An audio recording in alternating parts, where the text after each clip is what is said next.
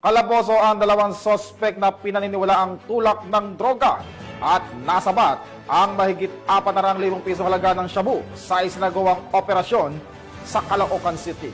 Alamin ang balita mula kay Police Corporal Abigail Rojas.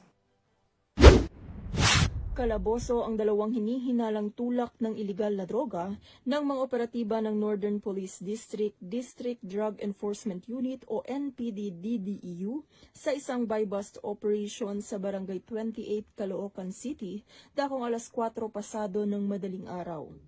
Kinilala ng pulisya ang mga nadakip na suspect na sina alias Tetong, 34 na anyos, residente ng Tondo, Manila at Tonton, 41 anyos, isang tricycle driver mula sa Maypaho, Caloocan City.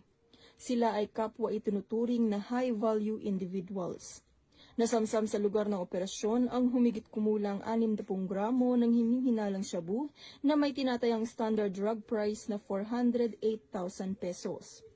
Mahaharap ang mga suspect sa kasong paglabag sa Section 5, 11 at 26 ng Republic Act 9165 o ang Comprehensive Dangerous Drugs Act of 2002. Mula dito sa Metro Manila, ako po ang inyong PNN correspondent, Police Corporal Abigail Rojas. Alagad ng batas, taga-taguyod ng Balitang Pulis.